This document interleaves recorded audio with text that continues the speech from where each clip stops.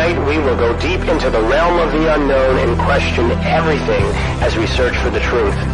We will explore the possibility of countless phenomena within the ultra spectrum, and together we will learn that it is all connected. This podcast is brought to you by the Experiencers Support Association, and it is a live stream broadcast. If you have a question, send me a super chat or become a YouTube member. This podcast is brought to you by the Experiencers Support Association. Take a seat, relax, get ready, and welcome to Beyond the TinFoil Hat.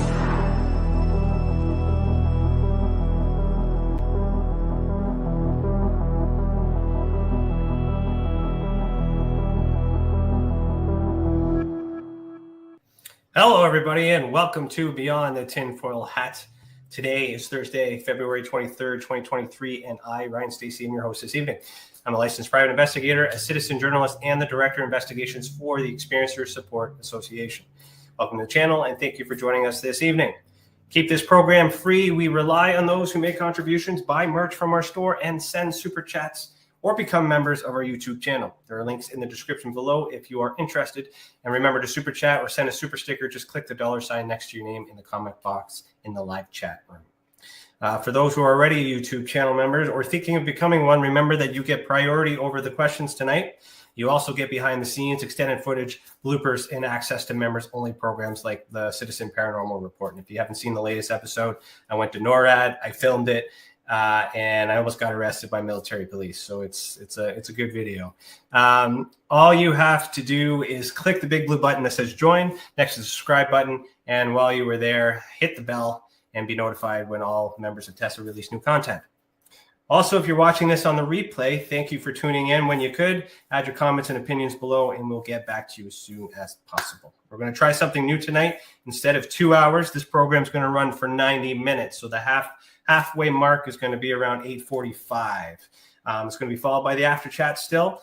We just want to spend more time doing the things we like to do and spread the love a little bit easier. And thanks to the experiencers who suggested this. So we're going to try it out for you, and we're here for you, and hopefully this is good. So let's get started. Our guest for season 5, episode 4 is Hince. Anne has developed the ability to sense inside her body and release physical tension stored in her connective tissue, solely using her mind's focus. She has x-rays to show the material changes resulting from this inner work, which we have, and we'll show those tonight, including changing the alignment of her eye sockets, the straightening of her neck, the centering of her lower jaw, and the growth of her tooth roots. She has also grown 1/2 inch at the age of 55. Anne wants us to know that we all have this incredible power, and according to her, it takes going further with practice that we're already doing. As many as you may know, changing what is in our inside changes what we see on the outside. So if Anne's belief that we can change our personal and collective worlds, then it must be possible. So Anne has a YouTube channel and where she shares her journey, explains the connection between the physical and the spiritual, and posts videos on how to change the pressing issues of our time. In addition, her book, A Pathway to Insight, details her journey and breaks down the steps she took to obtain what she calls insight, or the ability to see within the body. You can find Anne at her website, www.annehince.com, so ANNHINCE.com, or you can purchase her book, A Pathway to Insight, on Amazon, and you can also find her on Facebook, LinkedIn, and YouTube. All right, Anne, put on your tinfoil hat. We're about to go down a rabbit hole. How you doing? I'm doing great. Thanks, Ryan. Yeah, you're welcome. Thanks for being here. All right, so we're going to start with our icebreaker question. I'm going to play my little jingle here.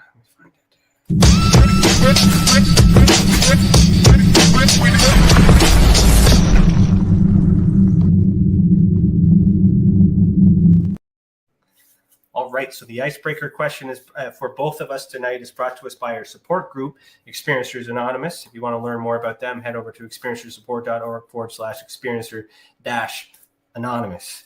All right, so our icebreaker is, what is your favorite mantra and why? Okay, I'm not sure I really have a mantra, but if it's a question that I ask myself, it would be, how am I feeling right now? That is something that is something that leads people down the path. So like a self-check. Yeah. That's my journey. It's like, how am I feeling right now? I'm kind of in the same boat. I'm learning these mantra things. I don't really have a favorite because I'm really still trying to work these ones out. But I do enjoy like the hand position type mantras where you're focusing, in certain hand positions or whatnot while you're meditating. I do kind of enjoy that because I like to fidget, so it kind of helps me concentrate on that. So, all right, well, thank you, Sil, for that icebreaker question. And then my first question, as I ask all my guests, is why are you the way that you are? And what I mean by that, of course, is take me back as far as you want to go to explain how this person in this bio got here today. Okay, it's quite a long story, but we'll start at the beginning. So a lot of us have trauma in childhood. In some ways, I think the more trauma we have, the more our willingness to explore the other areas of life, like spirituality. So I was actually born with my right foot up against my right shin. So the first 6 weeks of my life, I had kind of physical therapy. My mother had to release that tension holding my foot in place. And she did that. And then she handed me over for adoption at 6 weeks old. Now, I was handed over for adoption into a family that had just suffered a trauma because they had a 2-year-old boy that they had adopted, and then they adopted another little girl. And the birth mother of that little girl changed her mind. So they had to hand that little girl back to her mother, and I was the replacement into the family for that loss. Jesus. So, yeah, I think that probably caused some things, Well, no one needs to be second choice, let alone, put up for adoption. So right out of the gate. Okay, keep going. Right. Then at 6 months, when they realized my birth mother was not going to change her mind, we started traveling around the world because that's what my dad did. So we moved to Barbados first, then to Sierra Leone in West Africa. And while we were there, we had a house fire. And I was the one who woke up in the morning and saw the flames coming in through the wall of my bedroom. So that was a pretty good sized trauma. And then we moved to Hong Kong. And when we were in Hong Kong, I was sent to boarding school in England. And I was sent to a boys' boarding school because it was my brother's boarding school. So for the first year, I was the only girl boarder. There were some day girls that went home at night, but I was teased mercilessly by those boys, those 9 to 13-year-old boys. So that was a good sized trauma. And then in my teenage years, both my parents became alcoholics.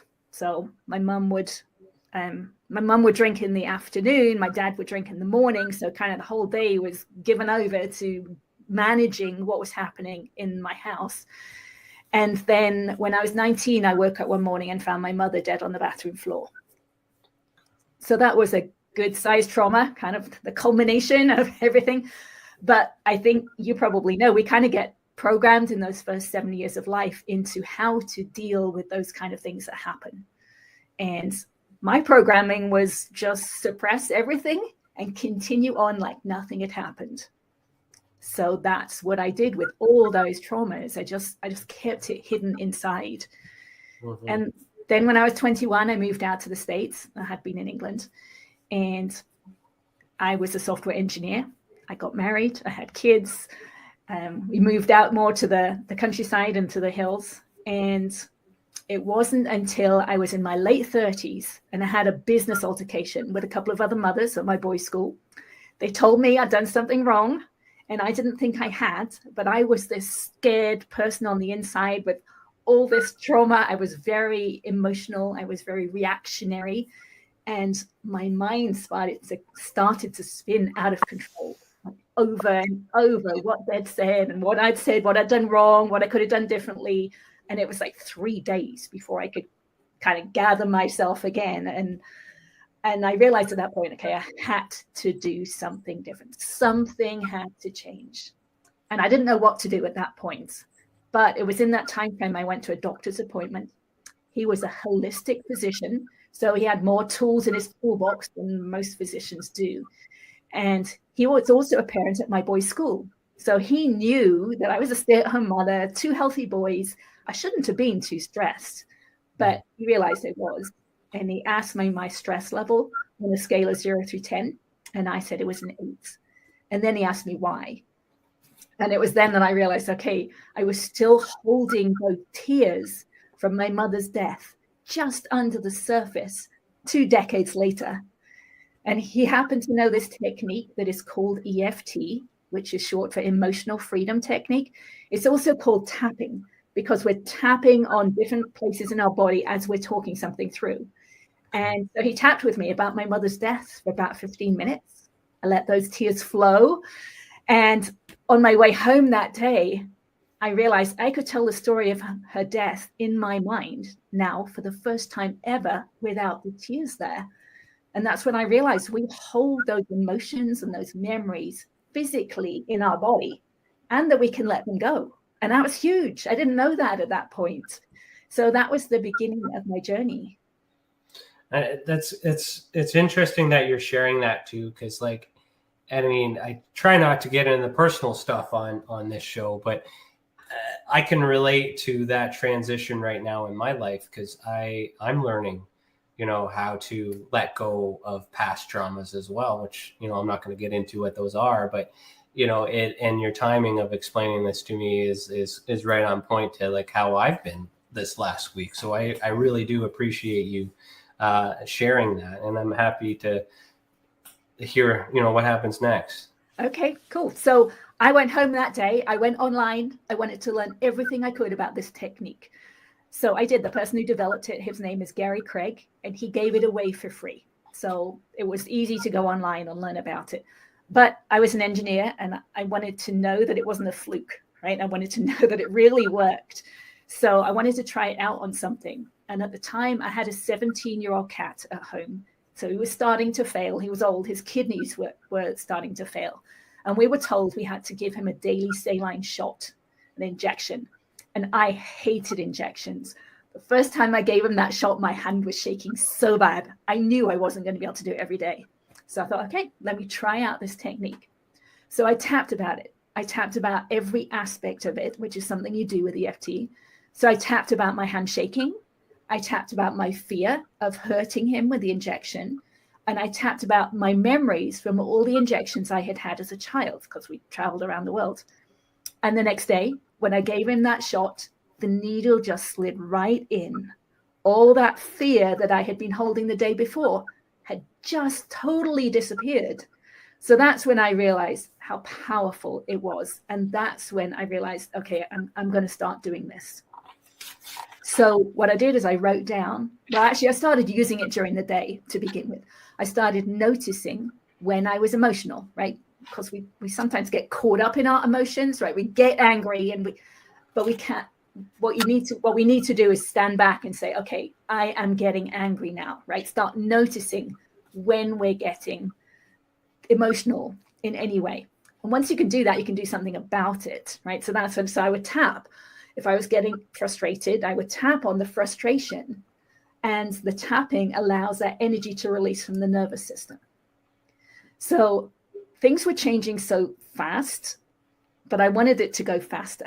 So I wrote down every emotional memory I could think of from my childhood, right? All those traumas, all those beliefs I'd taken on, all those phrases my parents would say to me, things like, stop crying or I'll give you something to cry about, or shame on you, right? Those statements live inside of us and they're triggers. So I wrote everything down and I tapped through one each night for about an hour to an hour and a half each night, until whatever it was I was working on was just a story. It was just words. It didn't trigger me anymore. So as the weeks went by, I realized my mind was becoming quieter. I was becoming less reactionary.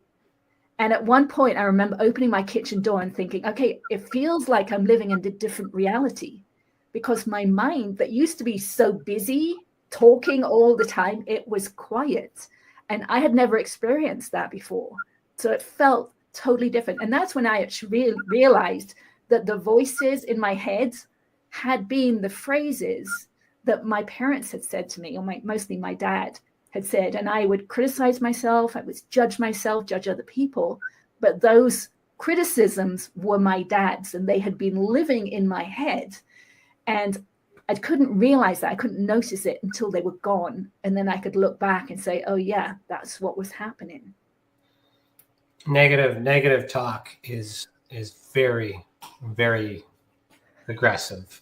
It's funny, I was actually talking about that too, because sometimes, you know, I'm very bad for the negative talk myself, to be honest. And, you know, so, I mean, what else do you know about me? Keep going. So what I realized is I had to catch those negative voices, right? When those negative thoughts would come into my mind, I'd have to notice them and I would tap on them, right? Because I realized it's just energy that's stuck in the body. Wants to release, we have to show it a way to do that. And so that, for me, the tapping was a really powerful tool. But I also realized as I was going through this process, my awareness was expanding and my subconscious mind was opening up. So the way the awareness was expanding was, to begin with, when I started this journey, you know, if someone asked me how I was feeling, I would always say, I'm fine, because I didn't want to feel how I was feeling. I had so much resistance. But as I did more and more tapping, I became aware of how I felt. I became aware of my emotions, and then I would tap on those. And then as I kept going, I became aware of the physical sensations underneath the emotions, right? Because every emotion, we're just naming a set of physical sensations, right? Because we can see someone, you know, someone in the distance, if we can see someone and notice that they're angry or they're depressed, we're seeing how they're holding their bodies, where they're holding tension. And we can become aware of that inside of ourselves, right? So if I'm feeling frustration, where am I feeling that? I couldn't notice that to begin with. I had to do this work. And eventually I came to the place where I can notice those physical sensations of the emotions. And at that point, I didn't need to use EFT as much. I could actually just feel the physical sensations. And if I put my focused awareness on that tension inside, I could feel it release. So this is kind of the second step on my journey. What I talk about is feeling your feelings. I actually had to work on it. It sounds easy to say, okay, just feel your feelings. You know, people say that, just feel your feelings. What does that mean? So I had to work out what it meant. And I realized that I actually had to hold my breath when I was feeling an emotion, to notice, to focus on those physical sensations. So I would hold my breath and I would talk to those sensations. Something like, okay, I can feel this frustration sitting in my solar plexus, right? I can feel you there. I just want to feel you. I don't want to change you in any way. I just want to feel you, allow you to be felt. At some point I'd have to take a deep breath, let it out, and then I'd feel that frustration again. And I noticed that it had shifted. It had released a little bit. So I would do the same thing. I'd think the thought that had the frustration, feel the frustration, hold my breath, just focus on it, and it would shift. And I would do it again and again with the same thought that had the frustration until the thought no longer had any frustration. It had just disappeared. So then I started doing that every day, right? Instead of tapping, I'd just notice when I'm feeling something, I would feel it, allow it to be felt. It's just energy that's stuck in the body, and it would release. So that was kind of the second step on my journey. I was just trying to think of how the tapping actually works, or what that's actually doing, because I haven't heard of that before, but it makes sense because I was experimenting it too. It's like almost like a fidget spinner in the sense of you're focusing in the present while your mind is wandering. So you're almost tethering in between times, and it kind of helps. That's my understanding of what you described. Not doing it, but I kind of feel like that is similar. So am I on the right track, or the tapping with the EFT does a couple of things. We're tapping on the meridian systems of the body, the ends of meridian systems. So that's, kind of like acupuncture type thing. And that is releasing the energy that is stored in the nervous system. around the thought. So whatever you bring up into your body, the tapping helps release it. So that's one part of it. But the words we use help us focus on that feeling inside, right? So we're honing our focus as we do it. So that's why my focus got better and better as time went on, because then I was able to focus on the sensations. So does where you tap matter per thought, or yeah, there's a series of 9 or 10 points that we tap on, and I have a YouTube video that shows exactly.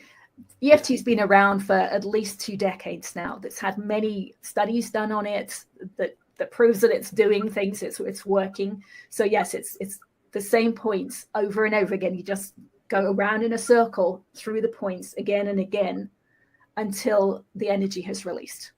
Okay. And one of the things I like about it, because that engineering background, is that your body actually provides feedback. So you know that you're releasing.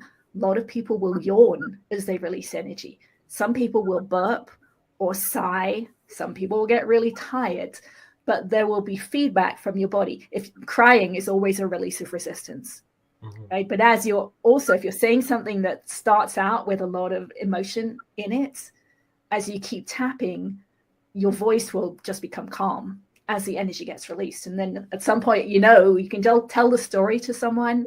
There's no energy left in it, right? You're just reading, like you're reading from a book. At that point, the energy's gone and it's no longer a trigger. That's powerful and safe to do. It's like, it's organic because you're not consuming anything. You're not, you're just focusing on yourself. So right. You've just got to be willing to do it, right? That's the key thing. You've got to be willing to do it. And then you've got to start noticing.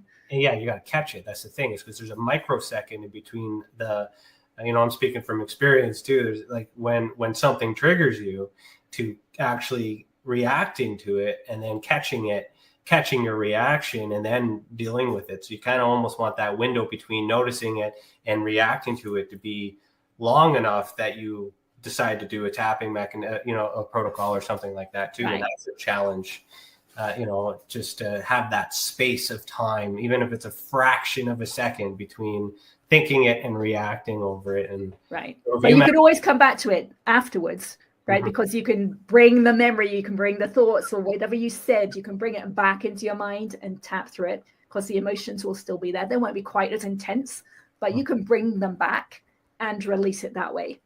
Okay. Awesome. So the EFT was the first step. And then once the awareness is expanded, then become aware of the physical sensations underneath the emotions.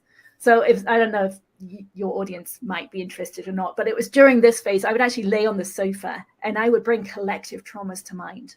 So I'd kind of done my childhood, right, with the EFT. So then I would think about something like 9/11, or I was in the Loma Prieta earthquake, something like that we all had our own personal experience of those collective traumas. So I would feel everything that came up in my body and just allow it to be felt, and it would dissipate. And it was during that process that I experienced Kundalini energy. Some people have heard of it, some people haven't. Felt like electrical currents, up through my body, and I could control where it went, which was kind of fun, to be honest. And that went on for several weeks, maybe a few months. And at the end of that, at one point when I was doing this release work, I realized I could put my awareness inside my body after the tension had released. I could keep it inside. I mean, it sounds such a weird thing to say. I'd never heard of it before. Didn't know what I was doing. It was kind of fun in some ways. I was just playing. So then I thought, okay, well, I've done it once. Can I do it again? And I could. And then I started to play, okay, what can I do now? So I realized I could move my awareness around inside my body. I could find a place that had tension. I could feel the difference between tension and no tension. So then I would focus on the tension, just feel it, just allow it. So I'm doing the same thing as what I was doing with EFT, which was focusing more on a memory or an emotion. Then feeling the feelings was more focusing on the physical sensations. And now I'm focusing inside the body, directly inside, but I'm still doing the same thing. I'm just focusing on it, allowing it to be without trying to change it. and it would release. And it was kind of fun. So I just kept playing, and I would move around my body. I would just focus on where tension was, feel it, allow it to release, and then do it again and again, or move to somewhere else. And eventually, it took many, many months, but eventually I could get inside my head. And that was huge for me, because there was so much pain and tension inside my head. Unbelievable amount of pain and tension inside my head, which I think had been there since I was born with my foot up against my shin. Yeah. I think it had all been there. I had scoliosis my whole life, so my whole body was kind of torqued. But the key point is I had no awareness of it. Right? 50 years had gone by and had no awareness of how much tension I was holding inside my head. But at this point, I've got my technique, right? So I would focus on it. And there was so much pain in my left cheek to begin with, I could only focus for like a second. But over time, I was able to do it more and more. And it got to the place I could actually feel something release, which was a little scary at the time because I had no idea what it was. It felt like old fabric ripping. And it sounded like old fabric ripping because I'm in my head at this point, right? I'm near my ears. And I did some research at that point and realized it's an adhesion in the connective tissue. It's just, I'd released enough tension that it released by itself. So at that point, I just kept going. And over time, I could actually feel my skull bones relax. I didn't know, I thought things were shifting. I didn't really know how much things were shifting until I had those x-rays taken in 2021 and could then see the difference between 8 years prior and see exactly what had shifted. You mentioned pain earlier, and I was thinking of it too. Like, could you use this technique for something as simple as I literally just stubbed my toe and I'm in pain in this moment right now? Absolutely, yes. Because it's all connected, right? The pain that I feel inside my cheek is connected to my past. It's connected to stories. It's connected to emotions, right? So yes, absolutely. Just to elaborate more on that too, on that thought is like, does pain actually exist, or is it just our brains indicating that there's a potential sense of danger if we continue to do something that way? Like, is this a sign, a neurological sign that there's maybe something wrong? And is it all brain activity? Yeah, it's an interesting question. I do think it's calling for our attention. Yeah. Right. And that's what this work is doing. Is that pain we're experiencing the brain telling us that this needs attention, or is that actually localized pain in the area that's affected? I do think it's in the area that's affected. This is beyond the tinfoil hat. This is why we go beyond. We dive as deep as we can. It's okay. All right. Yeah. So, all right, continue.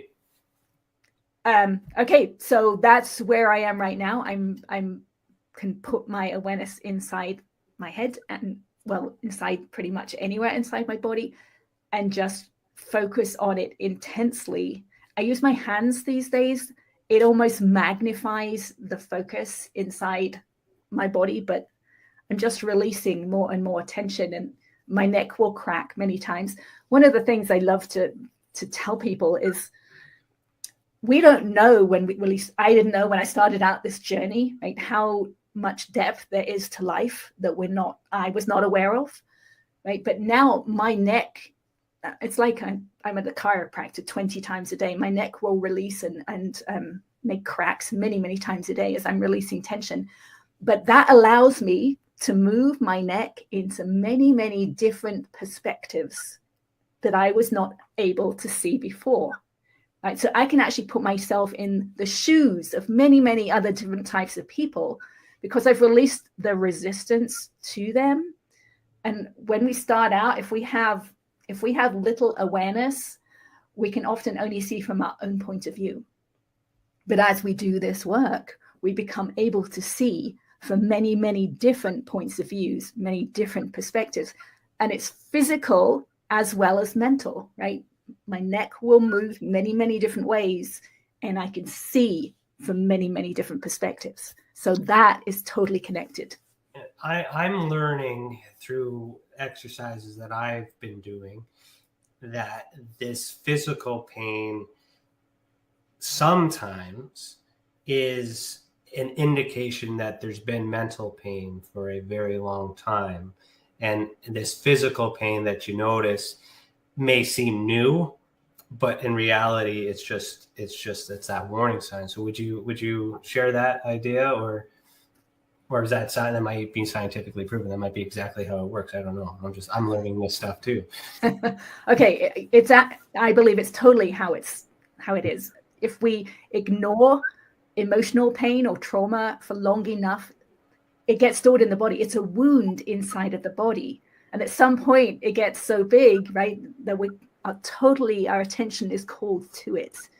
Now, as we release it, if we release it through these kind of methods, we can focus on the pain itself and just work with the pain itself. And as that happens, like as I'm releasing, excuse me, as I'm releasing tension in the connective tissue, a memory will often pop up, which I believe is when that tension was stored. It's normally a place memory, so I don't exactly know what happened. I just know where it happened. Right. So I know that's where the memory was stored. So they're absolutely connected. There's no doubt in my mind they're connected, and you can get to them from different ways, right? You can get to the pain through the memory, through the trauma, or through the pain itself. Okay. Fascinating. So you'd start with words. So if I was, 20 years ago, if I had a pain and I was using EFT, I would tap about everything about that pain, right? When that pain started, I would tell myself the story of when the pain started, of how it feels, exactly how it feels, what it stops me doing. Everything about the pain, I would tap about that, which will release a lot of the tension inside. And I would keep working on that. Right. Nowadays, I would put my focus on the pain itself and just feel it. But that's just because where I am now. But one of the things we haven't yet talked about that I should mention is what I realized when I could put my awareness inside my body is I'm not my body. I'm clearly not my body. I can't be my body if I can be inside and look from one place to another inside my body, right? I can't be that body. I have to be inhabiting my body. Mm-hmm. So for me, that was a big thing, because I've heard about that for a long time. We're not our body. We're just having this experience inside a body. Well, yeah, I mean, totally, right? Because I'm looking inside, looking from somewhere in my head to somewhere else inside my body. So I'm just here for the journey.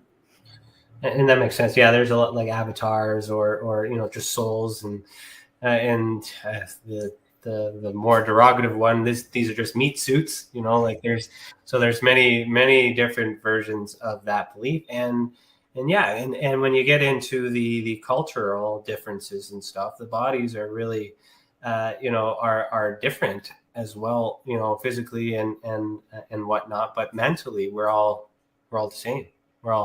It's all energy. It's all consciousness. And there's some stuff. I'm kind of going down a different rabbit hole here, but that's where I went. Yeah. That's where my mind went. Okay. Where do you want to continue from there? Well, we can go into some questions if you've got questions. Yeah, no, totally too. So there is a question in the chat, and it's kind of similar to one that I have as well. And that's basically, I know you've come to learn how to do this when someone had taught you how to do it. But being aware of it, like, is this something we are able to do from birth, or do we need to be shown how to do it? Or like, what is any chance of naturally doing this without any conditioning, I guess? I possibly, I think it's unlikely, because we just we start suppressing everything in childhood, right? All that programming from society, right? We have to do this, that, or the other, or we're bad, or we start suppressing things. And if we had a perfect childhood where we were allowed to be our true selves the whole time, I imagine we could do this straight off. Who has a perfect childhood? Is there anyone, right? Like it's, and no one knows how to raise, and you just, and you work with the cards you got.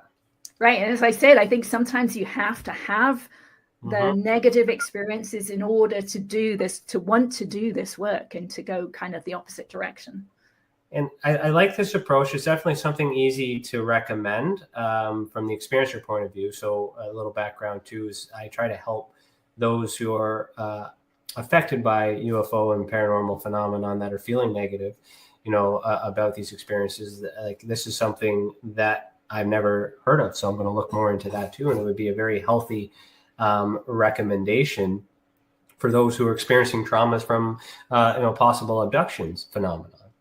And the nice thing about that, and one of the challenges we have in this paranormal circuit, is that there is no health care for mental health services for people that are affected by paranormal or extraterrestrial phenomenon. So, and even if there was, that health care is expensive.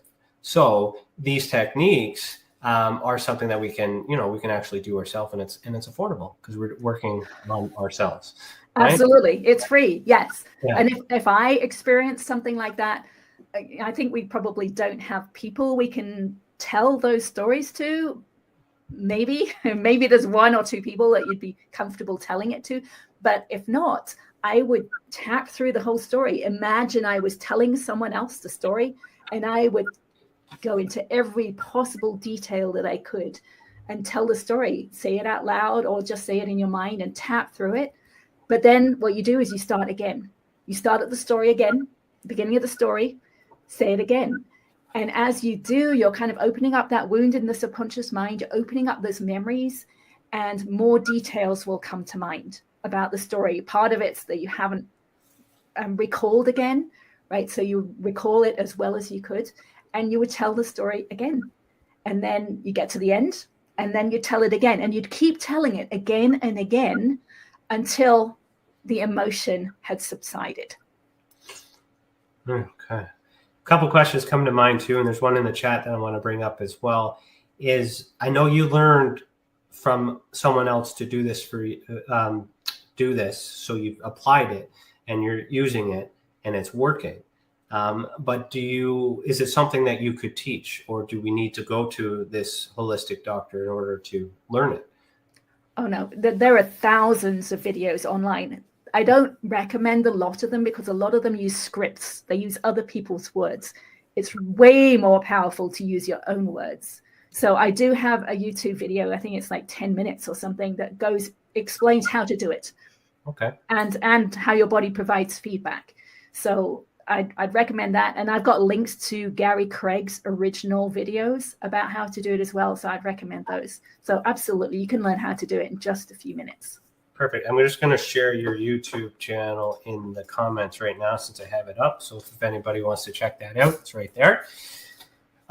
So Lisa Savoy has, what does she say? She had mentioned, and she's a lifelong experiencer. So she says, I'm halfway. Oh, sorry, wrong comment. She had said, I'm a lifelong experiencer and I still have terrible fear of the dark. So is it possible with her having this experience to use this technique to help with that?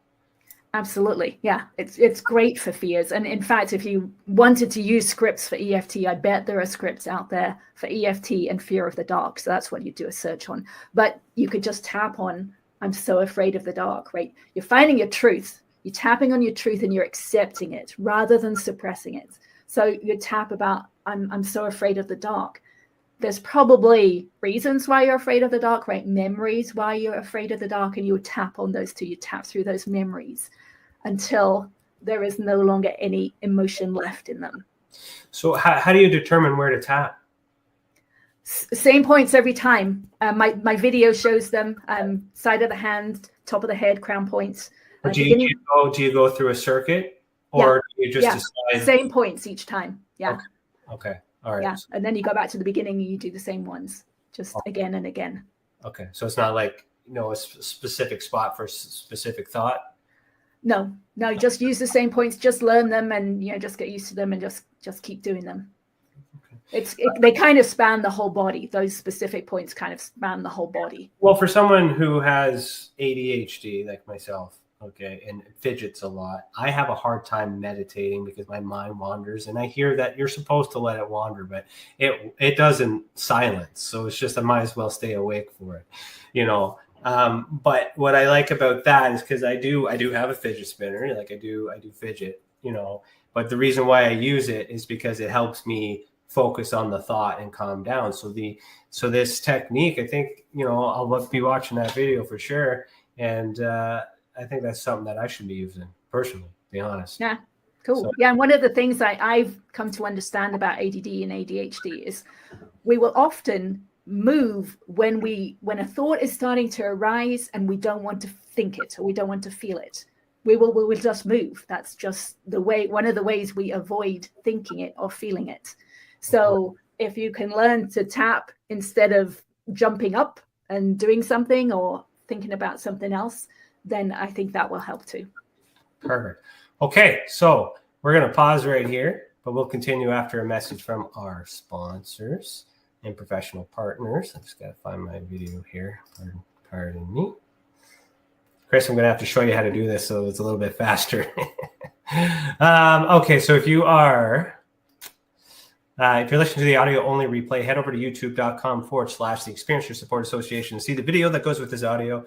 This includes the after chat where I'm going to share some Tessa updates and talk about current investigations that I'm working on. So tonight I'm actually going to talk about the audio clips that I posted to the YouTube channel about the recent UFO balloon takedown problem that we've had. But these are actual audio recordings from the pilots that had witness on that. So we're going to break that down and talk about updates on that. And so stick around for that. And remember, you're listening to Beyond the TinFoil Hat, a podcast by the Experience Your Support Association, and we'll be back in about 4.5 minutes.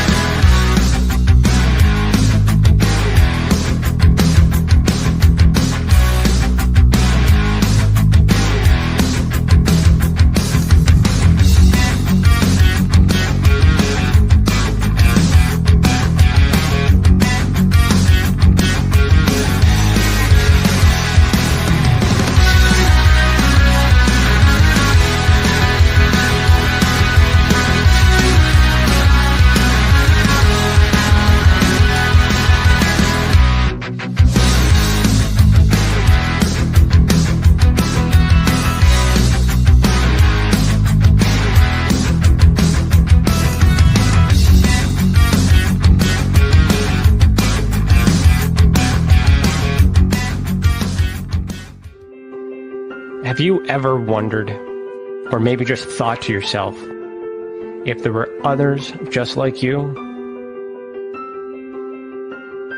You know, people with extraordinary abilities, psychogenic advancement, and perhaps unique intuitions. Maybe you just wondered if there were other people who experienced unimaginable, unexplained, or even unusual and paranormal events. Are there people who have more questions, more fears than answers? Well, you're not alone. You've never been alone. We believe you. Sign up for EA today.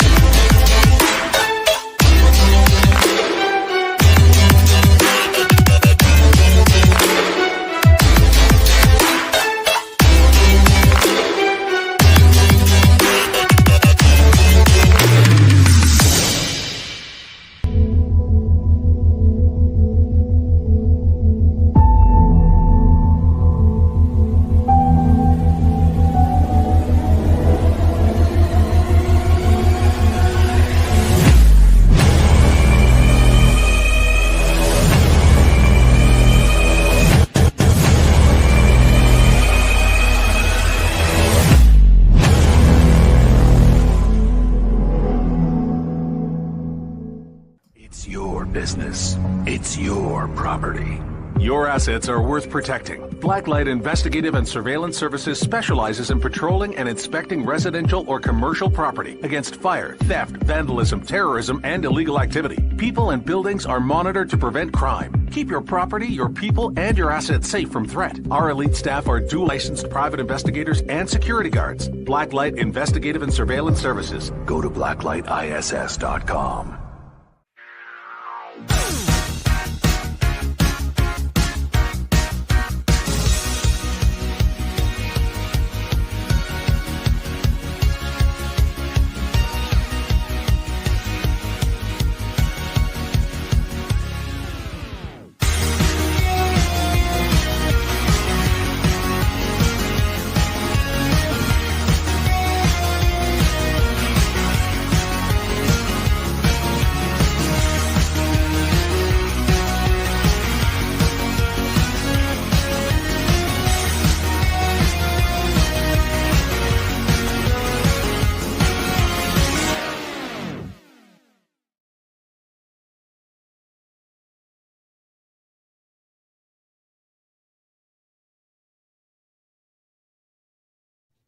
All right, welcome back. You're listening to Beyond the Tinfoil Hat. Have you ever experienced an unexplained event involving the paranormal, UFOs, extraterrestrial, dogmen, or any other paracryptid?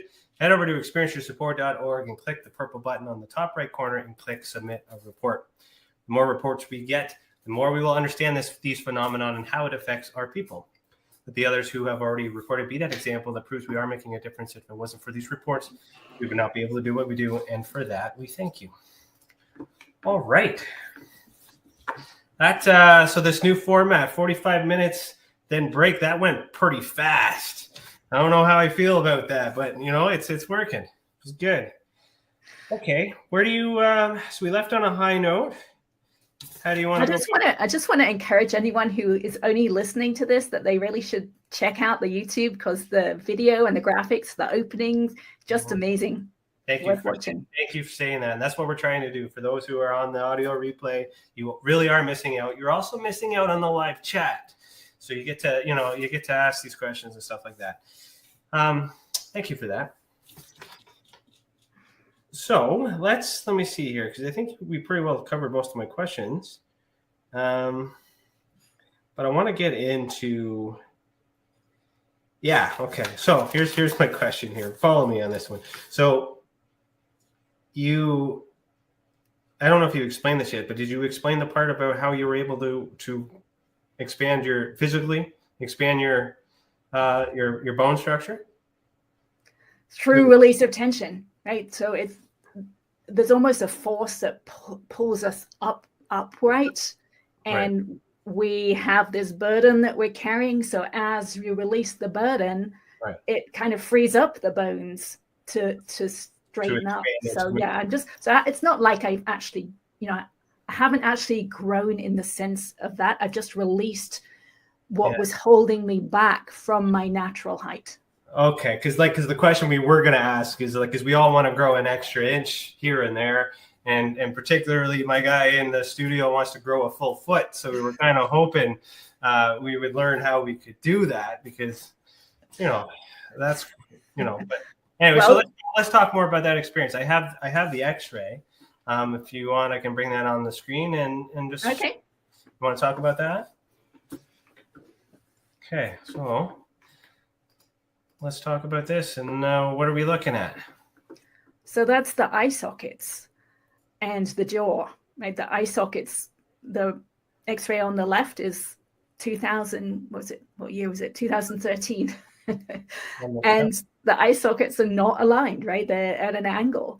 And then 2 years ago, 2021, the eye sockets have aligned. The bones themselves had shifted. And I didn't even know that was possible, right? So all I had been doing was releasing tension, finding the place that called for my attention. So the place with the most pain, I would focus on it and release, focus on it, release, focus on it, release. And over time, those bones had shifted, mostly from the jaw, right? The cheek and the jaw. So see the jaw on that left X-ray, right? It's way off to the side. Mm-hmm. Yeah. And on the one, 2021, it's much more in the center. Again, I had no idea my jaw was off to the side before. I never looked at that x-ray from 2013. I never looked at it until I got the one in 2021. Mm-hmm. So I didn't know my jaw was way off to the side. But then I could see, look back and see the difference. And my neck was totally at an angle before. It's not fully straight yet, but you can see it's a lot straighter than it was.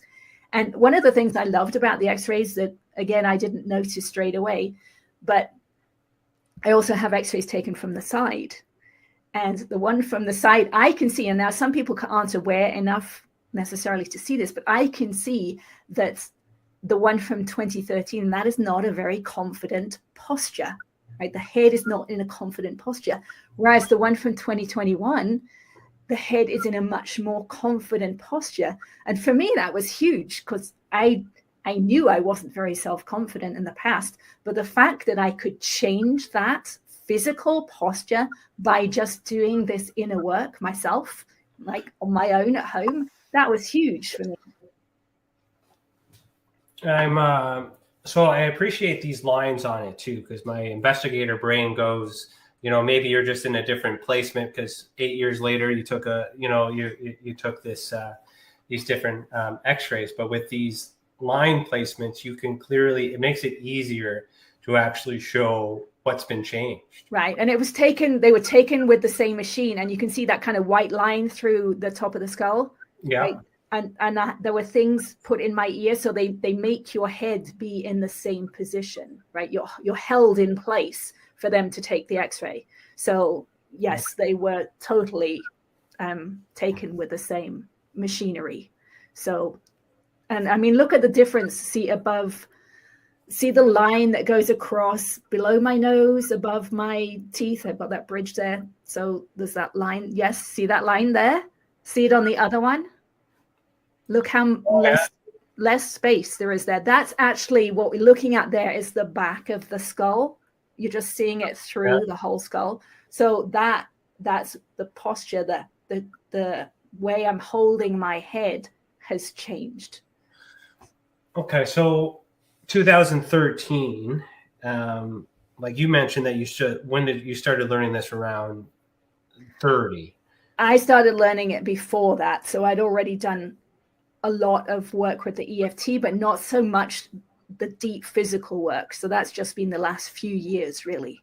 Okay, so those few years that you transformed into this, what exactly were you focused on doing that may be the result of that? It was everything we've been talking about. Okay. Letting go of emotions, letting go of the tension and the physical sensations, letting go of that tension deep inside the body and the connective tissue. Interesting. Now that you've evolved, and things are getting better, is there still a need to do that? Do you still do that today?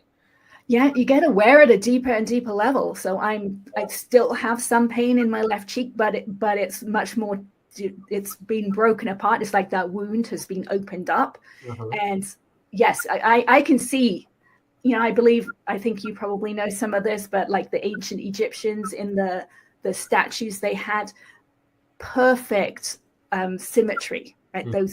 They had perfect symmetry. I think that's what will be the end result. I think when we're not symmetrical, there are forces pulling us out of alignment. And so I'm still working on those. I'm still releasing tension in my neck. And I can see that my face is certainly not symmetrical. So I know I have work to do. That's it's interesting that you mentioned that, because like I was also thinking of like the old Tibetan monks and whatnot, when like some of them can meditate and some of them have been preserved in their meditation state and they're perfect. They're absolutely perfect in the way that they petrify or mummify or however they do that process. And the thought comes to mind because I know that, with the monks, it's all about consciousness. It's all about meditation. It's all about all this empowering stuff. And they're absent of a lot of these things that create some conflict. So you might be onto something in terms of this symmetrical appearance that we see from the Egyptian sarcophagus, is because well, maybe that's all they've been doing, and they knew that. Those are secrets. These are ancient secrets. Well, not really secrets. They're just. And maybe let's talk about that. Like this is. I wouldn't say pseudoscience isn't the right word for it, but it's like Eastern medicine kind of category of not widely accepted in the normal medical fields to be, prescribed and recommended. So what are your thoughts around why that is and how we could get this, why isn't this like available to everybody? Well, you can't make money from it. Well, most people wouldn't make a lot of money from it. I mean, there are EFT practitioners. If anyone wants to work with one, you can find one out there. But yeah, I mean, I believe this could help most people with most things. So at a deeper level than people know. I mean, I don't think a lot of people realize that this is possible. I didn't know this was possible. I don't know anyone else at this point who can go in and release tension in the connective tissue, feel inside, right? Like I can go inside my palate, release tension in my palate, in my tooth roots, in my nose, in the nasal cavity, underneath my eyes. I mean, so the awareness is getting deeper and deeper and deeper. The whole process is getting deeper inside. Uh-huh. This I totally lost my train of thought. Forgot where I was going with that. Sorry about that. No, I was just I lost it. You're talking about the medical industry, really. Oh yeah. Sorry, that's actually it. So like it in general speaking, thank you for reminding me of that. Is just there is a lot from birth, even to at your life, like that was a very rough start from the get-go, and you have excelled in achieving past those challenges.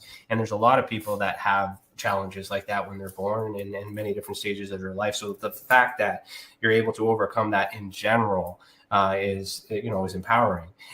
But even for those who don't start off with those challenges, hypothetically speaking, as soon as they're brought into this world, there's a lot of rules and conditions and things that have to apply, and they're being molded at a young age with parents that might be never been parents before, and trying to figure it all out. And then you go into a school system that's regulated and all this other stuff, and then you graduate and maybe go to college and university because you're told you have to, and then try and find a job and all these other things, and then boom, your life is done. But you haven't learned how to process all these things because you've been doing everything your whole life based on what everyone else has told you to do. So, yeah, and because all the things that we did made money. So you're right on that, because this if we were told from the beginning that this is a beautiful creature and we need to focus on consciousness and live an entire life without a school system, we probably would have, a newborn baby Jesus. Who knows? But we're not allowed to do that. So in your opinion, do you think this is prevented not just because of money, but it's because maybe there's some underlining plan to not encourage us to be better than we are as a society? I don't know that there's necessarily a plan. We've just all learned how to do this. It's just like society has moved over and over. We do what our parents did. They did what their parents did. We just get programmed. But I do believe this work is undoing that programming, right? And we can see that in society somewhat happening, right? Things that were hidden are being brought out to be seen. Mm-hmm. So I do think things are shifting. And I think this inner work will do that, because I'm releasing tension that is not conscious, right? I believe it's before those first few years where things went directly into the subconscious mind, because we're like a sponge at that point. We just soak it all up. But I think when we're releasing tension in the bones, I think we're releasing that programming from those very early years. So I do think things are shifting. Yeah, I think so too. I think more of us are becoming more aware and more in tune, and trying to, like the next generation could be a little bit more spiritual. I'm hoping anyways. I think the new generations are. Yeah, Yeah. I have a 20-year-old and 24-year-old, and they're so much more accepting than we were at that age. Okay. All right. In one of the conversations we had and the information I've read, it was mentioned that you have a different point of view on the law of attraction. So do you want to talk about what that is according to you and how you do it different? Sure. Most of the things we hear out there are about thoughts, right? That we attract what we think. Mm-hmm. However, what I've experienced from this whole whatever story that I've been on is that we're a signal. The whole of us is a signal. It's not just our thoughts. That's actually a small part of it. What I think the biggest part of it is the tension that we hold inside from our past. Because once I became aware of that tension inside my head and I realized how much pain was there, but I had no awareness of it, right? It had been affecting me all my life, but I hadn't been aware of it.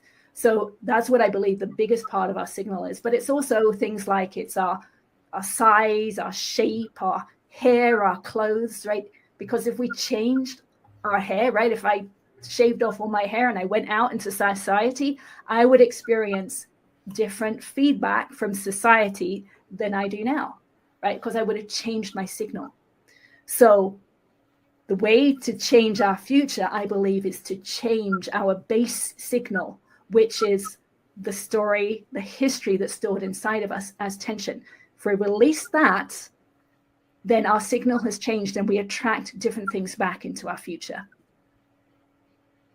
Okay. That's powerful. I like that. So, well, what are some of the challenges, I guess, we might get in the way of making these changes? Because like this is a tool to use and sometimes we get triggered and we forget to do it. Or we don't remember to do that. Like what are some of the barriers that might, make this difficult to do, and how do you overcome them? Well, one of the things that just came to mind when you were saying that is that if we change, then sometimes people around us don't like that, right? They don't want us to change. So we have to be willing to do that. We have to want to do it. And I can relate to that too, because like over the last few years, I've gone through a lot of personal changes, and a lot of that has to do with me not letting certain things bother me or changing certain things a certain way in order to make, peace with myself and the life that I'm living. But it does affect the tribe that I was with. And then, then you have to then a new tribe comes, and then you kind of you also gravitate towards those groups of people. So I can relate to like my past and the crowds that I used to hang out with and the things that I used to do and the things that I used to, it makes sense on how all those things had happened. And then as soon as I started to expand and learn and change all these other things, I'm now hanging out with more people that are different than those people. But I'm realizing now that those are more of the right people, and that's where I need to be. And, so that's just life, though. This is right. There's some subtlety to that, though, right? So we can transfer over to a new group, but we can also notice that we have resistance to those other people, right? And we can work on that ourselves, right? So I won't go back to those groups, and things that, sounds worse than it is. I'm just talking about like I used to be in a band, okay? So playing music, that kind of stuff. But like you miss it, but then you're like, that didn't fill my cup. That might have filled my cup then temporarily, and then now you're kind of doing more things. So and you say like trauma hinders us, but trauma also changes us and it redirects us. Sometimes trauma needs to happen in order for people to change their ways. Right. And that's what I was saying. I had to go through that altercation with those two other mothers in order to realize, okay, something has to change. Yeah. And it was you that had to change. And that was not so much yourself, but how you were thinking, how you were feeling, and how you were responding to that. And a lot of us don't think about reflecting on ourselves because that just seems to be so hard to do. And yet it's so simple. so simple. So the mind is a very powerful tool, but it's also a very, challenging and conflicting tool.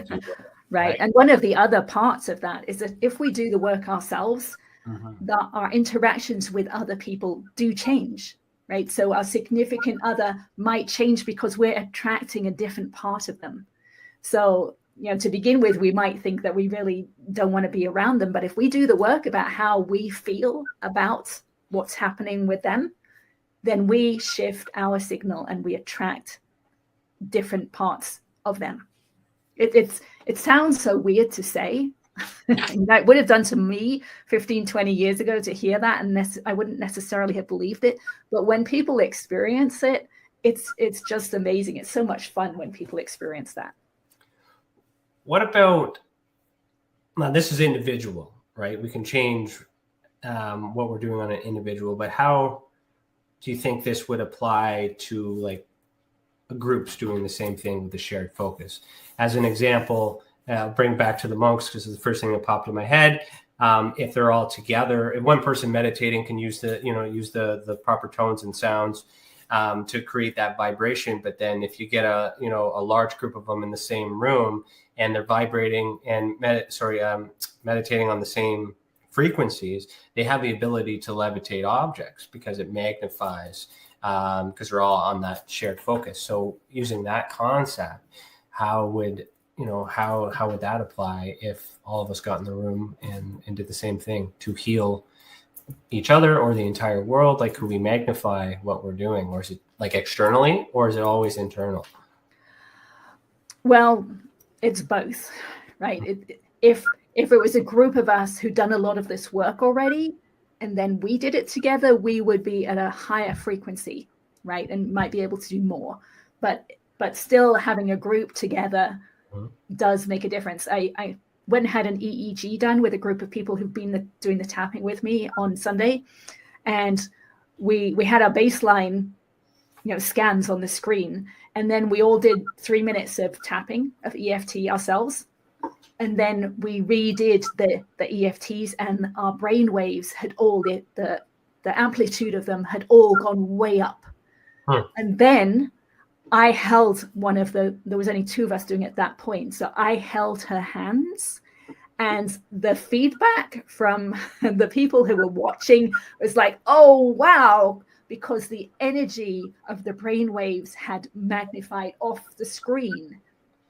So absolutely, both of those things are true at the same time. It's individual and collective. Yeah, and that's exactly what we want. We want more of that. And a lot of my work, is understanding that the suppression, like there's a lot of act in the world to make us think negative and do negative things to prevent this thing from happening.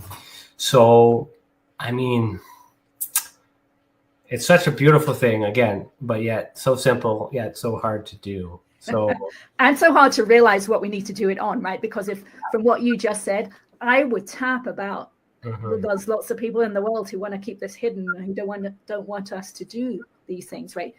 Whatever the negative thoughts or emotions come up, we can tap on them, right? Because if you let go of that emotion, that tension around that thought, oh, well, maybe there's other people out there, right? You could just let it go. Maybe there's other people out there. It doesn't affect me, right? Doesn't matter.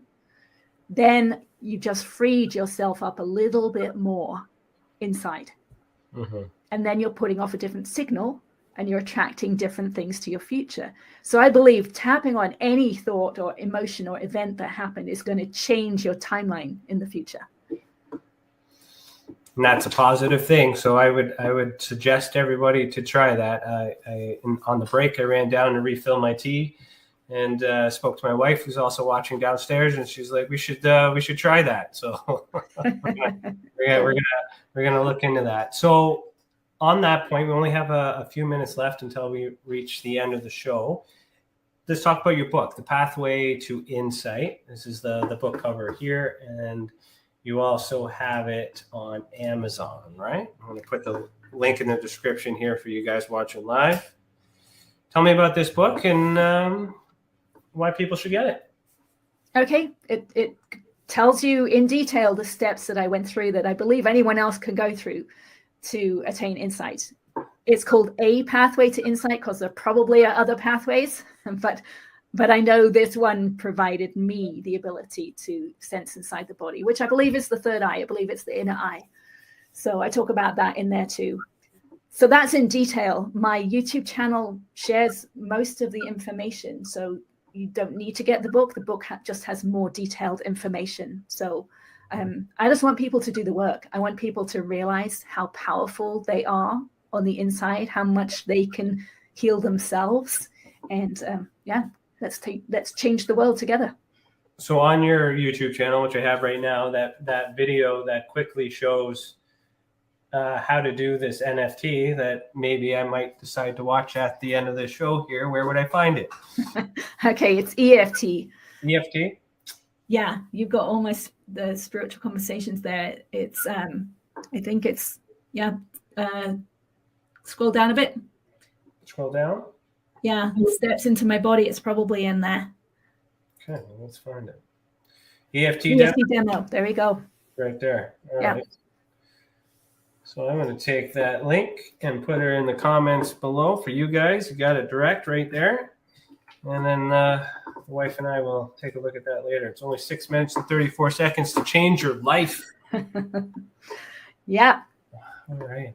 So you got lots of things going on your YouTube channel too, as well. So what else do you talk about?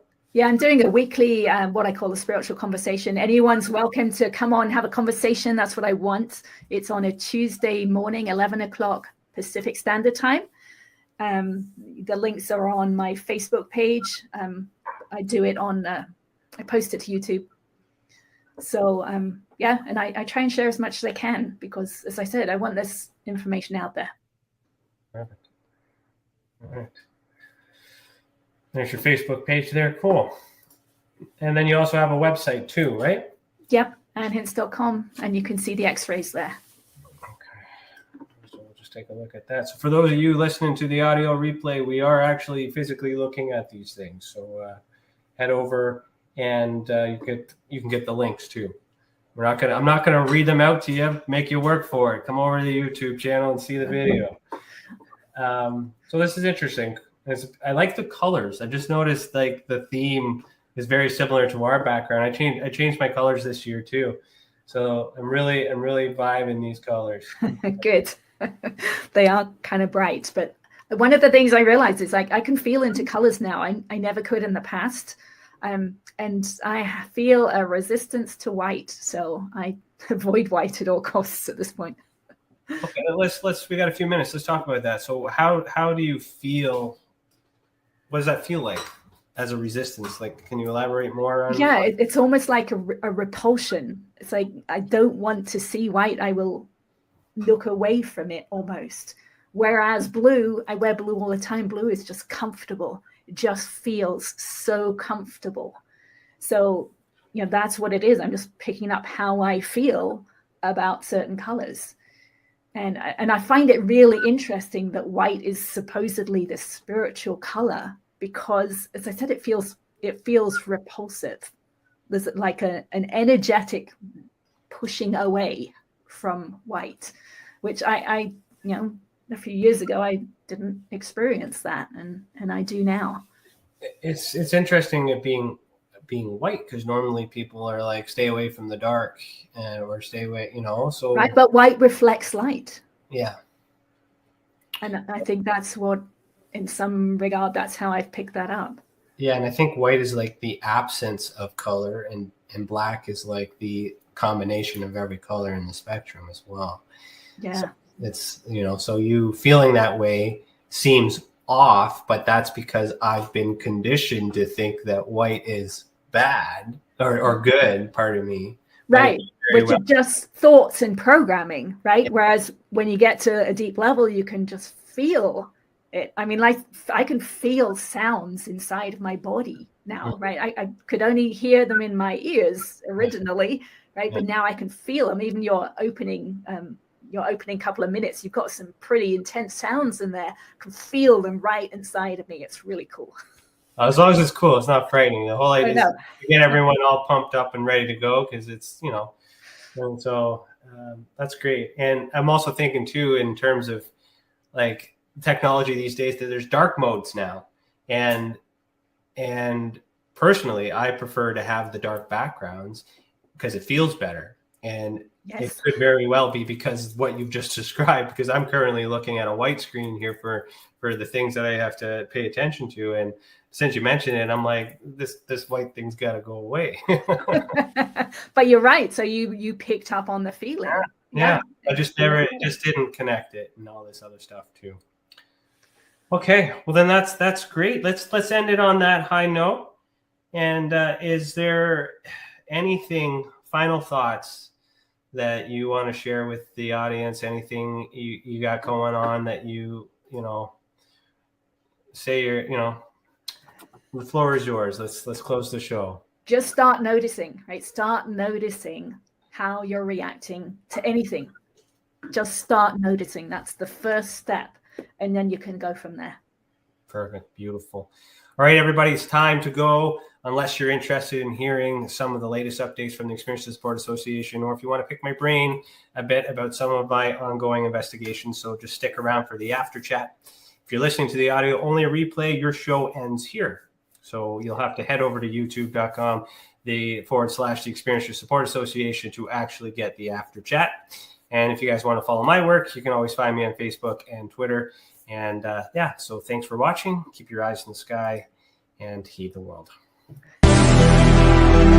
That's it, everybody. That is a wrap. That is the end of it all. Thank you for joining me tonight. I look forward to seeing you back next week, where we'll continue to have this conversation deep down into the rabbit hole in which we call the ultra spectrum. Thanks for joining us. I said that already. Oh well, fuck it. Heed the world.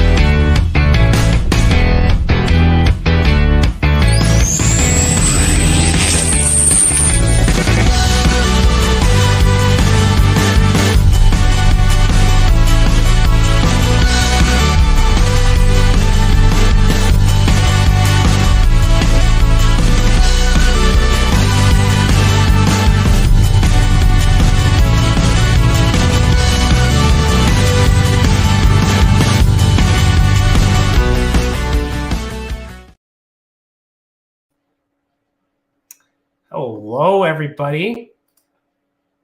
How are you doing? Chris, do you want to come in? You want to come in? No? Not yet? You can bring yourself in if you want. But anyways, hello, everybody. Welcome to the after chat. That was great. I can't realize, it's still 9:30. It's quite early, but, changing the time, I think that was good. I think that was great amount of time to get enough information in to keep that impactful. So thanks for the recommendations on that all around. And here we are. So let's say hello to everybody and see. Yeah, okay, Chris. Yeah, I'll bring you in. Don't worry, buddy. Let's say hello to everyone in the chat, and then I'll bring Chris in. So Lisa, hello, Lisa. Good to see ya. Thanks for being here. If you're still in the chat, say hello. Brownbeard, good to see ya. You missed the first part. Well, you can catch the replay, but thanks for tuning in when you can. And what did you say? You said, it's a comment here. We are all open windows when young. As we age, we close off due to surroundings. So many kids has that imaginary friend or guider. Yeah, I had some imaginary friends. I think those were the only friends I had, to be honest. No. So thanks for sharing that, Lisa. I see you there again. UFO man, Tim, how you doing, pal? Good to see ya. If you're still here in the chat, say hello. Weltram Elf Afe, I say hello because you are a member. In regards to your comment there, you said this is absolutely non-interesting and super unamazing. Well, I appreciate your opinion. And if this show wasn't for you, then I'm sorry it wasn't for you. But, if you need to say it, say it. But you're a member, so thanks for being honest and being nice about it. All right. Brownbeard says self-reflection is hard. None of us want to see the bad in us. Yeah, and I don't like talking about my personal shit on here, but recently the guests have been like saying the things I need to hear, and then I get in that moment where it's like, I'm just trying to be honest. So it's kind of good that it's bringing this side of me out too, because like it's hard sometimes just to be to show up and do these things sometimes. I do have my own stresses. I do have my own anxieties and I dip up and down in emotions and things like that, just like a normal human being. And it takes a lot to prep to be here for this time for you guys. And I'm super excited about it too. And I'm glad to have the support and things like that. And as I'm continuing to learn and grow and meeting new people, which is what I love about this podcast is, and especially not knowing the guests, is not knowing where it's going to go, and I can relate to that too, because I'm changing, I'm feeling differently, and then I'm sharing more too. So I'm healing as well. And we're all, we're all in this boat together, and I'm happy to actually feel a little bit different, and I guess be honest a little bit about myself too. So there's a lot of, I'm just going to end that. This is not a therapy session. All right. So moving on. Who else we got? So Lisa, I'm still here.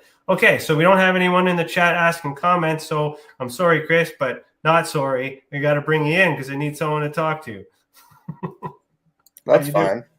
I'm doing good. This is your second time backstage. You're still new to the subject matter for the Experiential Support Association. Yes. It's mind blowing. Yeah. How was that for you? Mind blowing. Oh, mind blowing. It was awesome. Like you were relating, I was relating. Yeah. To my personal experiences, to my tensions, and just wow. Yeah. And what's interesting too is when I was prepping for this guest, I'm looking at the bio and I'm like, I don't know how I can make this paranormal, but I didn't have to, because you just connected through consciousness. Right. So it's quite interesting the way that the spirituality in that too, which I'm still exploring as well, as a nuts and bolts investigator who had his mind just blown when he learned about all these dimensions and different shapes of the earth and all these other things. So I'm still trying to figure out what's real. But yeah. Okay. So things I wanted to talk about, let me share my screen here, and Chris, you can hang out if you want. Sure.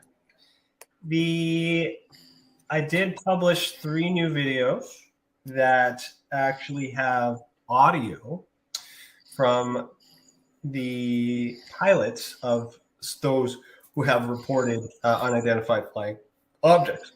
So this is kind of a recent discovery that has been discovered, and I'll give credit to journalist Daniel Otis, who brought this to my attention, because he was actually diligently listening to some of this audio that is available free. I will be adding that resource to the website soon. But since it's public domain, I decided to make videos so that way I can use it to link it to the timeline. So let me just give you an example here. So like, I think this one's a short one. So let's listen to this video here. So I'll give you the context for those who haven't heard this. But so on February 12, 2023, at approximately 0800 Zulu, several aircraft near Sherbrooke, Quebec, reported seeing 2 or 3 very strange lights in the sky high above the flight paths. Their reports appeared in Transport Canada's online aviation incident database on February 21. So for those of you who follow me on Facebook, I did post that posting on there to let you know that was done. And then Otis went one step further and actually was able to retrieve the audio file for the pilots making that report on that said day. Now, to get that information is a very short window because they only have that available to the public for a limited amount of time because there's so much airspace and so much data that needs to be in there, and it's kept for safety reasons, but they can't keep it forever. So the fact is that he saw this, went in, found it, and listened to it, and then published it is a great service towards ufology. And so I do want to give him props for that. And let's just play this 3-minute and 54-second video and see what we hear.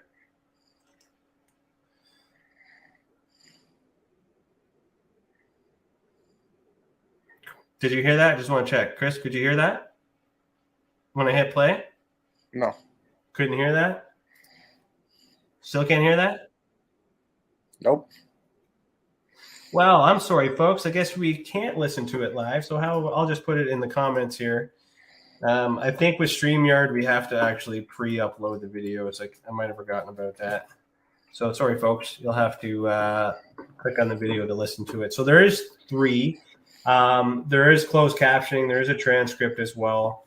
And these are interesting because like the pilots aren't able to determine what it is. Sorry, I just zoomed in here on my screen. But it could be anything. It could be balloons. It could be all these other things. But the pilots can't tell from where they are and they're reporting it. So there is a risk factor where we might imply a certain thought where it could be extraterrestrials and aliens, which is the one thing I really don't like about the journalism because it's clickbait. And I kind of worked through this stuff this week too, discovering all the facts and things that really existed, and I'll kind of explain this in the timeline. But Chris. Ouch. Sorry, pal. Ouch. I had Logan on my brain. I'll mention why in a minute. But Okay. When you read the stuff in the news and anything, like how far fetched from the truth is it from you? From what's going on? I don't watch or read the news anymore. But I think it's just way out there. Yeah, it's kind of hard to trust it, eh? So to finish the thought on that, and the documented evented timeline. Okay, if you guys go to our website and check that out, I started inputting the series of events from the NORAD stuff that's been happening the last few weeks or so. So Logan helped me transcribe some documents over the weekend last week. That's why I was going to say it again. Yeah. And I've added them to the timeline. So I still have a few things to add, but for those of you that are following the news, let's just kind of walk through the pattern here. So January 30th, 2 white lights moving in a circular pattern on Yellowknife, Northwest Territories. So there's audio there. Then February 2nd, so 3 days later, NORAD made a statement on a high altitude surveillance balloon. So it might be possible that these lights moving around in a circular pattern were this balloon. Could have been. We don't know. We don't have enough information yet, but both events appear to be unidentified. Then 2 days later, NORAD, so was that the people of the Republic of China's high altitude surveillance balloon was brought down. Then we have 6 days later, NORAD took down a high-altitude airborne object. 1 day later, NORAD detected a radar anomaly and sent fighter aircraft to investigate. Same day, U.S. jet shoots down flying object over Canada. Following day, high-altitude object was detected in U.S. airspace over Lake Huron. U.S. takes it down. Following day, 2 or 3 very strange lights in the sky high above the flight paths of Sherbrooke, Quebec, which is what that audio file is, which is something separate but reported by civilian pilots. Right. Could be the same balloon thing. Who knows? Because this is civilian craft versus civilian. We have a combination of civilian pilot reports, military pilot reports, and civilian like on the ground reports. Right. So, when I input this, so for your understanding, Chris, when we input this to this timeline, the whole idea is to find some patterns, because the people on the ground aren't as experienced as the people in the air, and the people in the air aren't as experienced as the people in the army in the air, because they're also flying at different heights. There's several heights in which for air traffic.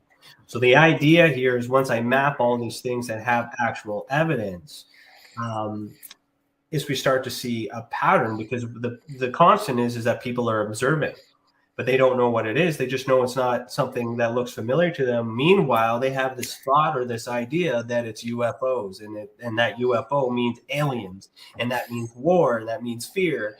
And that's kind of on point to like what we talked about tonight. Yes. And the whole world is in that thought. And when they put that out in media, because it's something that, because they had to shoot something down, they had to explain it.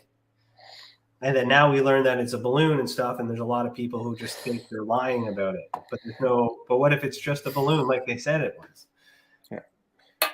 So moving on, February 14th, 2 days later, which would be, still 2 days after they shot down that object, NORAD conducts a routine intercept of Russian aircraft entering air defense identification zone. So the reason why that got added to the database is if it's routine, then it's routine. But they felt the need to notify the public that this routine that they were doing wasn't associated with these Chinese balloons or whatever else was going on. So they didn't want to create confusion. But then by mentioning it, it sets up the opportunity where we're going to ask questions. Maybe it was associated with that, and that's not what you're telling us. But The problem with that is that's us judging and us not trusting the government, which is a very hard thing to do. Yes. If we could trust that they're telling the truth in the moment, this is what this timeline is supposed to help with, right? So then the CAF general next day. So the Canadian Armed Forces General Wayne Erie suspects Yukon object is a balloon. So and that's the Yukon, because there was 4 objects. The NORAD air defense exercise was over water, so they did another one. And then NORAD air defense exercise off the coast of British Columbia and Washington State. And then on February 17th, 2 days after that, NORAD U.S. Northern Command recovery operations update on the airborne objects, which is basically them saying that they're calling off the recovery of that. Now, I still have some facts to add to this. I'm still got to add when Trudeau spoke, when Biden spoke, just to kind of get a timeline of how fast all these things happened. And the reason why I'm putting this in the historical timeline is because this is an event that will remain in history. And while I'm looking in the past, looking for patterns, I now have a present time pattern of how the government has to respond in the new age when something like this enters our airspace. And then I can go back and look at previous reports from the Canadian government on UFOs and determine if the pattern's the same, and then try to hypothesize what exactly is going on. And the other way you can look at this information is if you go to the visual evidence database. Chris, I'll be getting you to help me input this stuff one day. So one day soon. But now we start to see where these things kind of are taking place since it's been added. That's what you showed me the other day. Yeah, so now that I've added these plot points, we can kind of visually see where they're taking place. Yeah, where they're taking place. So in Alaska up here, these two places up north of Alaska, what do we got here? This is where those the recovery of the object took place from NORAD. This is where NORAD took down the high altitude balloon in that area as well. And then the Russian practice that had nothing to do with that just so coincidentally happens to be over here. So when you look at evidence different ways, when you read it on the news, that's one version of it. But the beginning of the statement is the facts. Everything else is opinion. And then everyone else is opinion on opinion on opinion. But the whole point of this exercise for me is to narrow down where the facts are. So that way we can actually see and try to trust that information, because that's the statement they released. If the government is lying to us, because they released this information to the public, if this is what we need to prove that isn't true. Because if we can't prove what they don't say isn't true, because they didn't say it, but if they say something is true and we have evidence to contradict that what they say isn't true, then we have a stable argument to bring to our government. But we still have to look at what they said face value. So if they say that it's a balloon, it is a balloon until we're able to prove that it's not a balloon. It's not a balloon, but that doesn't mean that this balloon was that balloon. Was the explanation for all the other balloons. You get it. You totally get it. And but measuring it this way makes me curious. It's odd that it is that close, but they're also looking at the time frame. There's been some days in between. So is it possible that what they're saying is true? Very likely, based on once all the facts are added to this. How does this help ufology? Well, for those of you that go all crazy and off the deep end with these theories and ideas on shit that you can't prove, you come back and look at the facts, and you end up in a very depressive state like I am these days, realizing that I wasted a lot of time chasing the government to only discover that maybe they were freaking balloons. But you experiencers, I don't know if there's any comments in the chat. You just let me know if there is. But there's not. So they're just listening. Then active listeners. From the experiencer perspective, where this is important to me is when you guys see crafts and you guys see entities with the crafts, depending on where you're seeing them and what you're understanding, this consciousness is what I really need to dive into, because you may be seeing it in other dimensions.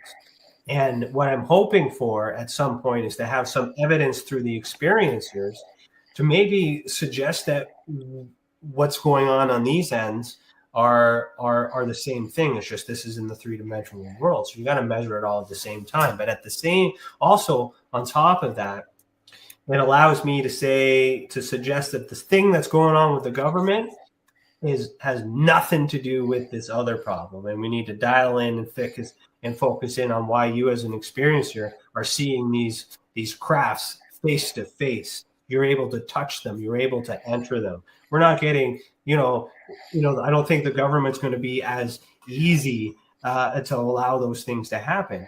And if they do happen, then I don't think the government's involved, but they still could be. And by eliminating the possibilities of that being threatening and coming up with these new theories and hypotheses, it allows me to focus the same amount of energy on the experiencers, because there's still something happening to the experiencers.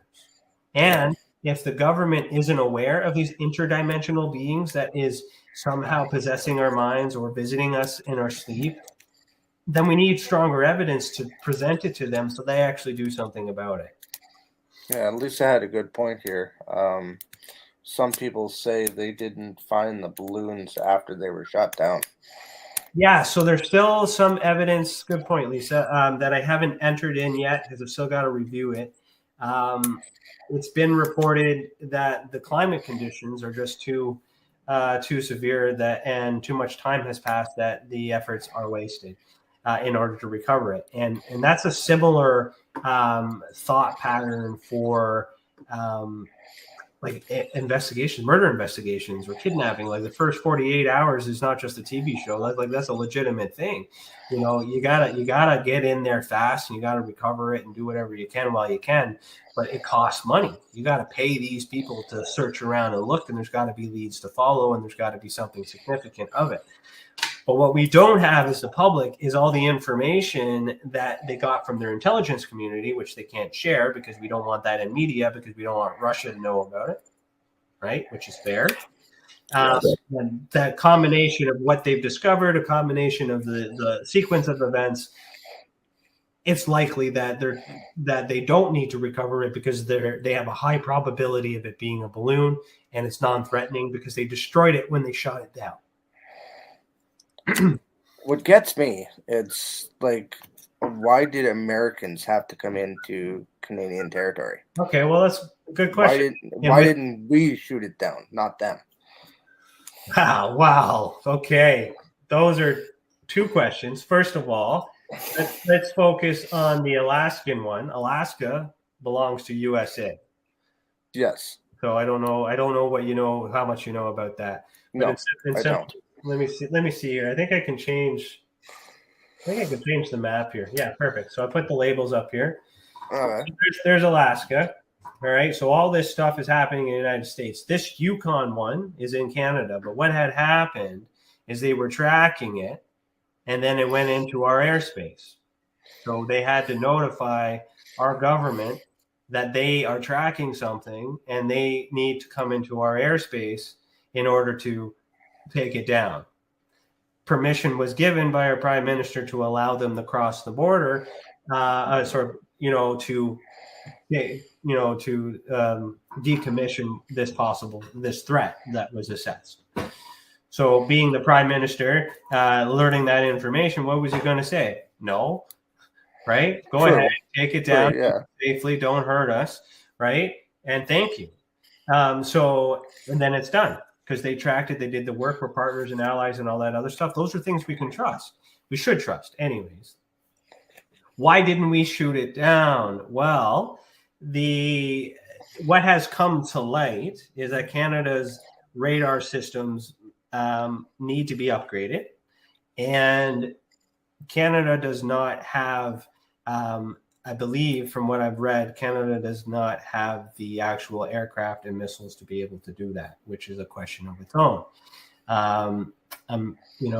Why don't we? Well, it's just I'm not a war guy. That's a question for I may have served, but I don't study the history and all these other things. But the main point is we rely on the States for a lot of our weapons, and we just simply don't have our own, and maybe we're not funding it. I really don't have an answer for that. I really don't know why.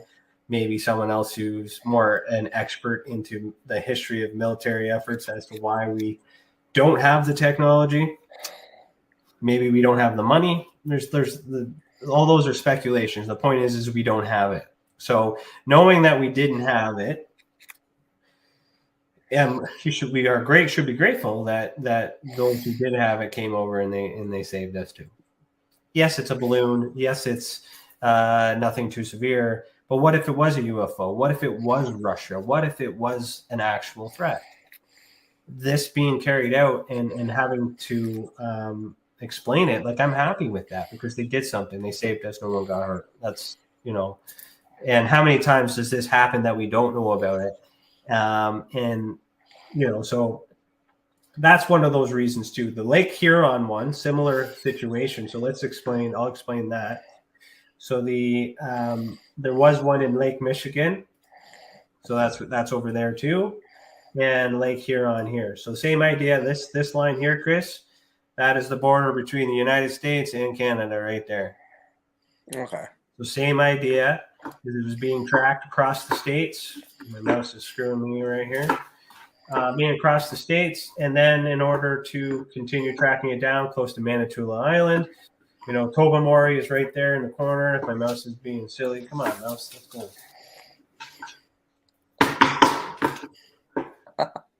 My mouse is fucking weird. You can't do anything with this mouse. I can't even. What's going on here? You're ready to throw it. You can tell, eh? Yes, I can. Have that look. Yeah, I don't like this. I got no mouse, so I can't move. Okay, there we go. Maybe I have to charge my battery.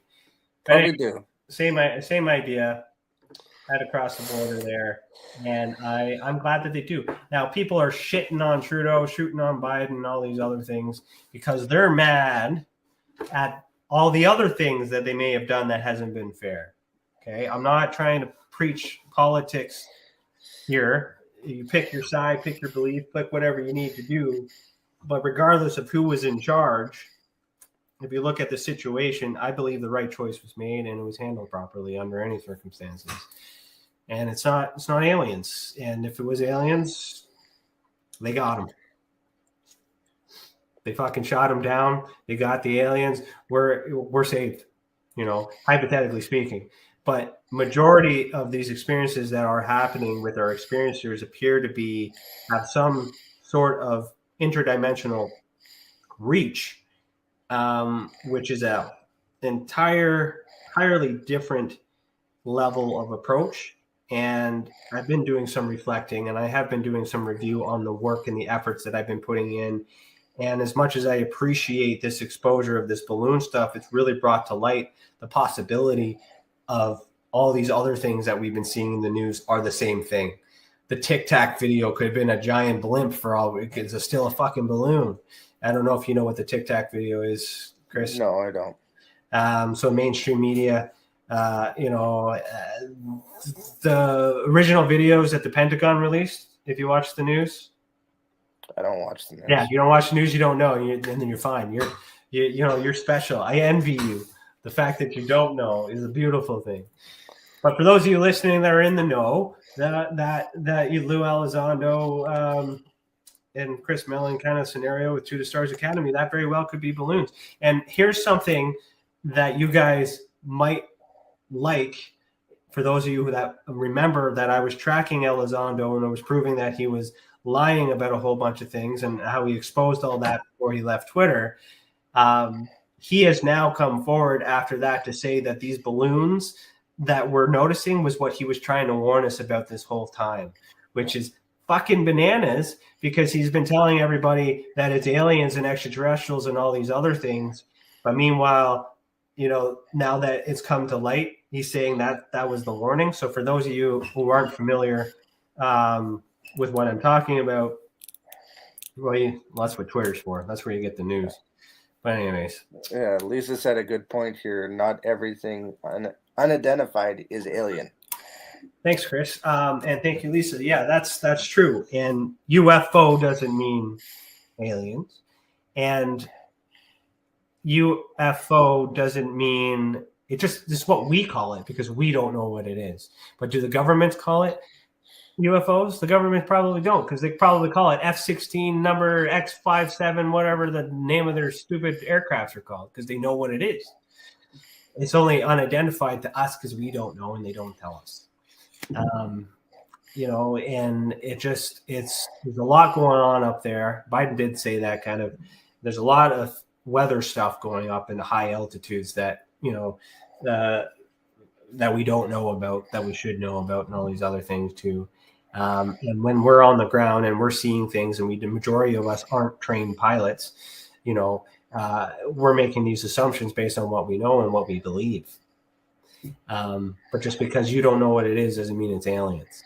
When we say it's aliens is when it lands right in front of you and you see the aliens come out. And there are experiencers that report that. There are experiencers that have gone through these experiences, and these things are happening. Whether that's mental, and by mental I mean in their mind, like a psychogenic activity, because there's what do you call it? Telekinesis, or not telekinesis, telepathy, telepathic communication. There it is. So there's that phenomenon. I think is entirely separate, and it might be possible that this UFO circuit could be a distraction to keep us, because it's something we can, actively focus on, because for the science community, it's something that can be measured. This interdimensional psychogenic visitation coming from other dimensions or other places on this world using our consciousness, that can't really be proven, but it doesn't mean it doesn't exist. But we still need to measure the things in the real world as well as the metaphysical world separately, but also simultaneously.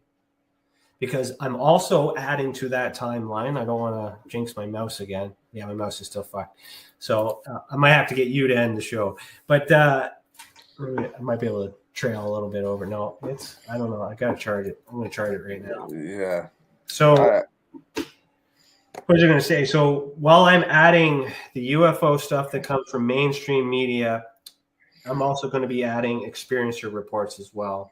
And then we're going to start to see a pattern, because maybe the same day that the government reported about something, someone in the same location saw it, didn't check the news like Chris, and believed it to be UFOs, and because they had an experience and all that other stuff. So we're going to kind of get more fine-tuned data as to what's really going on. So far, I'm convinced that this UFO stuff on TV is something we don't need to worry about. But I don't know enough to know if it isn't true. So I still have that what if.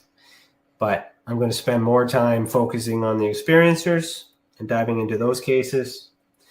And I think I'm going to maybe step back a little bit from engaging with the Twidiots, is what I call them, the guys on Twitter, and whatnot. Lisa says, I never trusted Lou. Yeah, Lou really fucked himself, to be honest. He got caught in so many lies. And even if he is telling the truth now, it's going to be hard. But he also could be right. Chris, you probably don't even know who he is. Nope. Yeah, which is fine. You don't need to know, right? So Lisa says, why is the government not mentioning us experiencers? Sounds kind of strange, don't you think? Well, there's a lot, there's a lot going there. So I'm sure the government recognizes us like individuals. The government also recognizes that there is an intense need to increase mental health support in general. I am not saying that mental health is the poor mental health is the explanation for all of these cases that are happening with experiencers. It could be an explanation for majority, but it may not actually be something entirely. And I work through my investigations with the experiencers quite delicately to determine whether or not which way we're kind of going.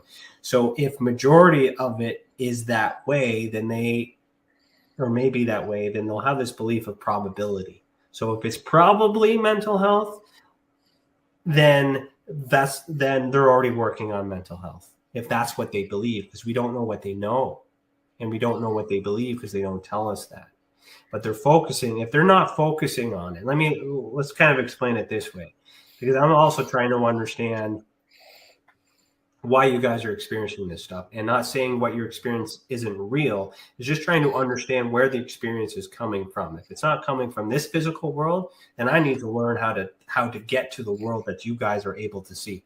I can't get, and that's where I'm trying to learn how to meditate and different things like that, so I can have my own experience and be like, wow, I totally get where you're coming from. And that becomes part of my work, but I haven't been able to do that yet, or I haven't had that opportunity. But just because I haven't had that opportunity doesn't mean I don't believe what you're experiencing is real.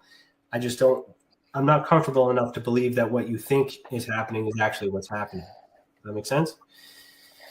So if the government is not concerned about it, then we don't have to worry about it until we need to worry about it. But that's easier said than done for those who are living with it every day. So Lisa, using you as an example, you have multiple visitations and it happens on a continual basis. And what I'm saying probably, it does not apply to you because you have a lot of experiences that are going on.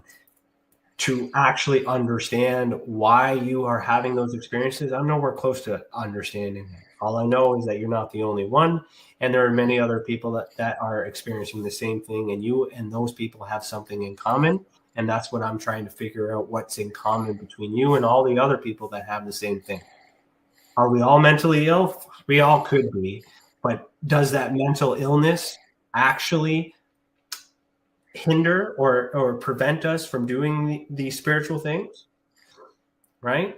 There are many of us who have physical challenges as well, and that are capable of doing the same things that you can do. Right? Chris, you can relate to that, of course. Yes, I can. But like it's in the, and I've been more open about my mental health lately because it's part of my journey, and that's I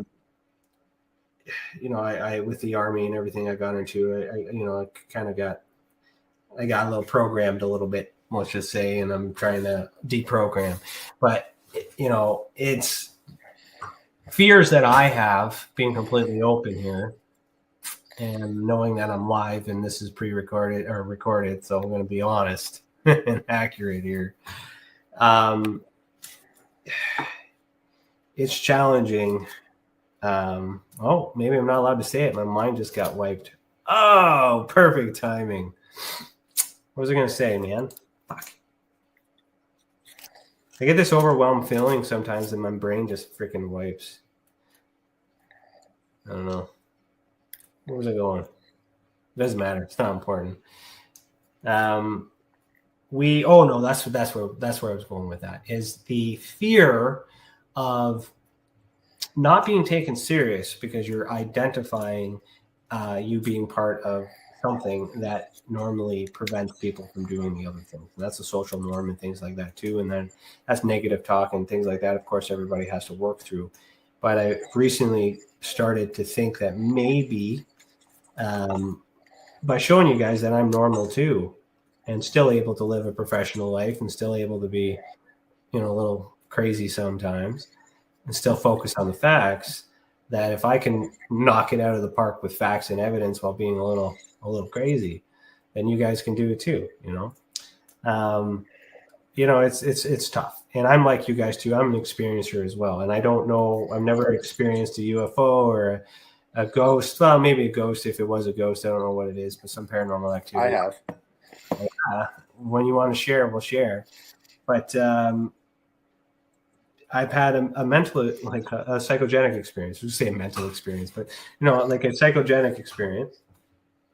And it very well could have been caused by trauma at a time that in my life. And that's what my higher self gave me, is this map that created the Experiencer Support Association, and good things came out of it. And I could have been working through trauma, not knowing about it.